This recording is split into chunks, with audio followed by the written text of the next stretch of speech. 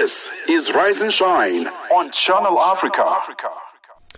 So with this very important visit of President Ramaphosa to Washington, people are watching closely to see how the South African leader will navigate a delicate diplomatic moment. His meeting with President Trump comes in the wake of a series of strained exchanges, most notably, of course, as we've been reporting, this offering of special refugee protections to white South Africans under the claims of persecution, a move that certainly has sparked some outrage and was labelled as misleading by the South African government. Well, to unpack the implications of this visit, the messaging it sends to the global stage and what it may mean for the future relations between Pretoria and Washington, we're now joined by Dr. Kingsley Makhubela, who's a seasoned diplomat, a risk analyst, and former Director General in the South African presidency. Dr. Makhubela, always good to talk to you. Thanks so much indeed for joining us, and welcome to the program. Thank you, Peter.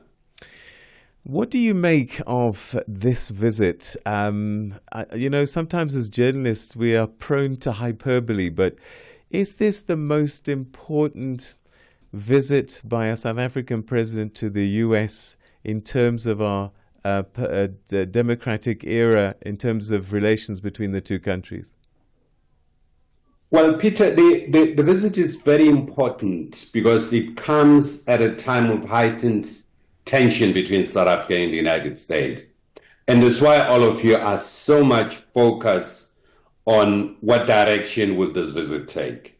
And of course, it can take either the worst or the best part of the outcome. Peter, the fundamental issue would be the manner in which President Ramaphosa handles this meeting. The only thing that he has within his grasp is to channel the direction of the meeting, given what we've seen with other heads of state and government before. There are certain things that President Ramaphosa ought to be very careful about. One of them, Peter, is that he's arriving in the United States early their morning hours. So he will be there Monday morning. So he has to be very careful that he doesn't start to discuss his visits with people who are arch enemies of Donald Trump, be they in the Democratic Party or within the political establishment, because the body politics of the United States is so polarized. And we've seen what happened with what I call the Zelensky syndrome. Zelensky went to consult with Democrats who really pumped him with how to handle Donald Trump. And it turns out very disastrous. So I think any consultation that the president may want to have, he should do it after the meeting, because the Americans are following every move that he takes. Let me say the administration, following every move that he takes. So that's what he has to manage. All right. I think we know kind of what's at risk for South Africa, but to suggest that there's no risk for America is probably not really analyzing the situation properly. Donald Trump can't behave the same way he did with President Zelensky in Ukraine, right? Well, Peter, he can. That's why I'm saying Ramaphosa can have a good meeting or he can have a bad meeting. Remember, the Oval Office is his turf. That's why he feels very strong. And really, it would be unwise, in my own opinion, for President Ramaphosa to be confrontational in that meeting. Because the meeting, Peter, we all know is going to take a form of, before the substantive discussions are held, he's going to have this press conference and he's going to lay out what's coming up, he's going to lay out his views. The temptation during that press conference is that President Ramaphosa may want to respond to that. And it may create confrontational space. I think he must reserve any form of confrontation in the closed session of the meeting where there are no journalists. But in the glare of journalists, and Trump knows how to handle the American journalists and the aggression of the American journalists, of course journalists will be asking President Ramaphosa to say, is there genocide taking place in South Africa? My view is that President Ramaphosa should say, these are issues that are subject to a discussion. We're going to discuss this with President Trump in the closed meeting. We'll share our views, and we hope after this meeting will find each other in terms of this matter and not challenge him in that open meeting, because that would turn out to be very disastrous. To do that, Peter, he may have as well stayed here at home and go toe-to-toe with him. Does President Trump genuinely believe there's a genocide on white Afrikaners taking place? I mean, he must be getting CIA briefings, and there must be CIA agents in South Africa who are giving him intelligence. Surely he doesn't really believe it. It's just something that he's spinning. Well, Peter, that's where the issue is, because the institutional capacity to provide the president with actionable intelligence in the United States is there. They have all sorts of intelligence. They have their allies that can verify some of the intelligence they are having. That's where the challenge is. The problem is that there are people within the administration, quite indeed, who are feeding this information into the president. And he's making this pronouncement on the basis of people who are feeding this information. One of these people, I think, is a person like Elon Musk, who's providing this kind of information to the president. But our president must be careful how to handle this, and he must come out of this thing quite clearly. And I think he should focus, in my own view, Peter, in the closed session, around the nature of crime, because it's not targeting of Afrikaner, because the Genocide Convention makes it quite clear in terms of definition. He should really focus on explaining to him the nature of criminal activities that we're seeing in the country. And some of it has to do with transnational criminals. And I think the best outcome that we can hope for, it's a commitment by Donald Trump to say, well, we would work with South Africa in terms of combating the crime that is targeting business and ordinary people in South Africa. It's a scourge that they are going through in the United States. That's why they are deporting people that they think are criminals. So he should be able to come up with this kind of commitment. Peter, there's a need for President Ramaphosa also to create a retreating space for Donald Trump. And that retreating space can be done in a closed session, not in the press conference. What do we do about the refugees? Does he encourage President Trump to stop this program, or does he just leave it alone? Because by allowing it to continue, it does send a message, doesn't it? It's not a South African problem per se, if he continues with us. It's the credibility of the United States presidency, it's the credibility of the White House to make pronouncements that are unfounded. And I think we're all concerned that you don't need anyone to dilute the credibility of the United States presidency. Because if he keeps on making these pronouncements, even if when he makes pronouncements on serious things, people are going to say, oh, it's Trump with fake news. So it's important also for the United States to really reclaim the credibility of the presidency of the United States, and therefore find a graceful way to withdraw from this allegation of genocide and find a way of dealing with the challenges that may be there in South Africa in terms of building the relation. So that's where the credibility is. But I think President Ramaphosa should provide an explanation and the definition of genocide. And of course, it has to do to a very large extent with what's going on in Israel, And I think with respect to that, President Ramaphosa should draw in the latest information that comes from Israel. You may have seen 550 former senior general Mossad and Shin Bet officials who have written a letter to President Trump, which is a public knowledge now, urging Trump to stop what's going on in Israel. Because they are of the view that what Israel is doing to Palestinians is very serious. They are running short of saying this is genocide. So there are issues that he can use to really elucidate his position with respect to that. We've seen also the former prime minister of Israel who came out to condemn Netanyahu in terms of this. So he has a lot of tools in his toolbox to use to rebut that. Of course, South Africa had the responsibility in terms of responsibility to protect, which the United States is part of the General Assembly resolution. So I think he can handle this in a total different way. But these are issues to be done in the closed session, in my view. I'm wondering at this time whether Africa generally is watching this exchange that might happen this week between the presidents of South Africa and the US. How Donald Trump treats South Africa, might that influence how people look at America going forward in terms of whether they should be more fearful, or maybe they should be saying, you know what, maybe let's look towards Russia, let's look towards China? Quite honestly, because he's the first African head of state to meet with Donald Trump in the second administration. And I think Ramaphosa would also be the first to go to the Oval Office to have a meeting with Donald Trump. So it will be a precedent setting in terms of how Donald Trump engages with African leaders.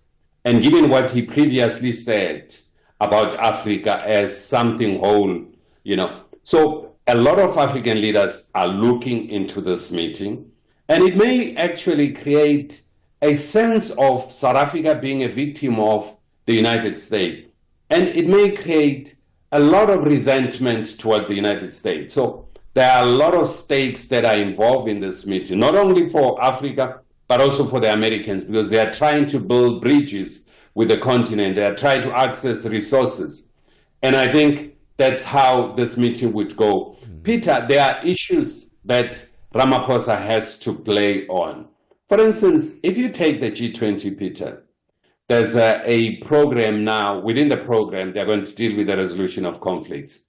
Ramaphosa can utilize that to persuade Donald Trump to attend the G20 meeting, because Donald Trump seems to want to create a legacy around the resolution of conflicts around the world. If he can use that, of course, give him praises where he has made successes in terms of bringing ceasefire between Pakistan and India, and his endeavor in the Middle East to find a solution in the Russian too, because later today, Trump will be speaking to Putin and other European heads of state, encouraging to keep on doing that. And this being part of the G20, that it will be unfortunate for the G20 to come up with a resolution that does not reflect the important role that the United States is playing in terms of resolution of conflicts around the world. So there are a lot of soft spots that South Africa can use in its diplomatic approaches to Donald Trump.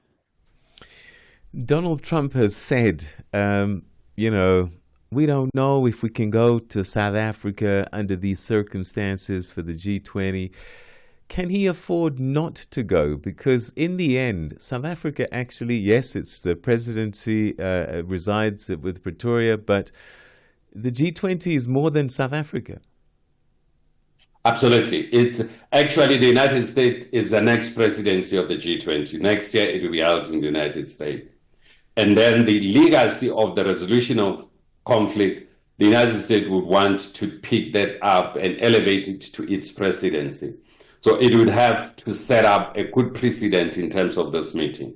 So if Donald Trump is not here, he'll be self-isolating. He'll be quarantining himself in the United States when issues that are so strategic and of interest to the United States are being discussed at this G20. And you would like to set the tone for that, for the continuation. I'm going to ask you to put on your diplomat hat on now. What would the foreign ministers and the diplomats behind the scenes been doing, talking to each other before the meeting of these heads of state? Well, you're referring to the summit, the G20 summit? No, I'm talking now about President Ramaphosa's meeting with Trump. I think they will do a lot of damage control in terms of the utterances that have been made. They'll be looking into finding face-saving approach both for Ramaphosa and for Trump, because such meetings, Peter, is not going to be a zero-sum outcome. There must be some level of protecting the integrity of South Africa and protecting the integrity of the American. Of course, with the acknowledgement to some extent that what was said, he was misled and so on. States never apologize, Peter. There's no state that will give apology to another state, but you always provide a decent retreat. You create a window for a decent retreat. And I think they should, the ministers and other diplomats should find a way of a graceful retreat from this issue, because it will really keep on making the United States irrelevant. It's in the best interest of the US to retreat from this notion that there's genocide going on in South Africa. The United States can keep on arguing about the DEI issues. That's their policy issue, no doubt about that. But the question of genocide is quite serious. And they have a responsibility. There's a genocide. They have a responsibility to elevate this to the ICJ. And failure to do that is an indictment on the US. So there are issues that are really problematic for the United States to stick to this notion that there's genocide going on in South Africa. A lot at stake for the US too. Have you seen any signs of a pulling back, or perhaps of trying to calm things between the US and South Africa in recent weeks or days? Or is this just something that's getting worse? Peter, if it was me organizing this meeting or advising anyone for this meeting, I would have opted for senior officials meeting, elevated to the ministerial meeting to resolve this thing and set the tone and make pronouncements about the findings before the meeting of heads of state. By the time heads of state come in, they actually cement what senior officials have done, what senior officials have concluded on this matter. But given the fact that this is at a summit level, the heads of state, that's why the fear of all of us is that it may go the Zelensky syndrome and humiliate Ramaphosa, who may want to respond in that pre-substantive discussion engagement with the press. And if he does that, I can bet you, Peter, it will go the Zelensky way. My goodness. Let's talk a little bit about trade. It's important for both countries. Billions of dollars worth of trade happens between the two states. Will AGOA be a big thing on the discussion table? My view is that I heard the president saying that we have to speak about our trade and so on. My view is that the president shouldn't go that route, because AGOA is due for renewal by Congress this year. Trump can easily say, listen, the AGOA renewal, it's a legislative process that the other side of Pennsylvania is taking care of it. I don't want to preempt whatever recommendation they would make. I'll look at it when they bring it to me, because that's not my function. And he will be quite correct to say this and leave it there. So the president must focus on resetting the relationship and setting some form of level or structure for engagement in future in dealing with all these problematic issues that may emerge between the two countries. Instead of going into granular details of trade discussion with Trump, Trump may also want to raise issues of trade with South Africa. But we are really amongst the major countries in terms of dealing with the United States. We are largely benefiting because of the AGOA arrangement. So if we go that route, it may turn against us, because he may want to say, listen, the time, for you sending your goods here duty-free without a reciprocal arrangement, it's over. So you need to tell us what is that we can also export to South Africa duty-free, because you have to give something in this respect. And what can South Africa give, given the size of the economy of South Africa? But if South Africa has managed to resolve the bigger picture, I think some of the smaller issues will fall in, however important trade may be. But I don't think at this meeting that should be the focus. The focus should be on resetting the relationship.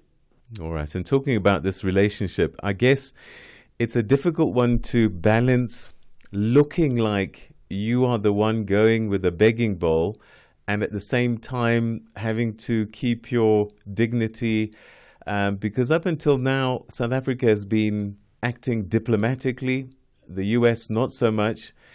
Can that create the impression that one side is being a little bit more meek than the other? Well, quite honestly, this is not a discussion of two equals. You're going to be discussing trade issues with a country that is $36 trillion GDP, and a country that's $450 billion GDP. So it's chalk and cheese there, Peter.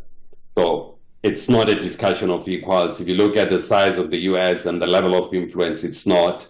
But this is the question of the issue here is two sovereign states with the right to take independent decision. I think that should be quite clear that South Africa, however small the economy may be, it has a right to make its own decision, even in terms of deciding who to trade with, who not to trade with, and issues of secondary sanctions. Those are bigger issues that ought to really inform a strategic discussion within the context, Peter, of this geopolitical realignment and the multipolarity that is emerging. Frame our argument along those areas will be very useful, because the United States has a tendency to come up with extraterritorial laws that really puts pressure on other countries. So I think South Africa should stand up on those issues. And this standing up should be done, Peter, still in my own view, in the closed session. Dr. Makhubela, it's been a pleasure talking to you. Thank you so much indeed for your time and your valuable insights. Always a pleasure, Peter. Thanks very much. Thank you. That's Dr. Kingsley Makhubela, seasoned diplomat, risk analyst, former ambassador and also Director General in the South African presidency, speaking to us ahead of President Ramaphosa's visit to the United States and Donald Trump. And all eyes will certainly be on Washington. But all eyes right now are on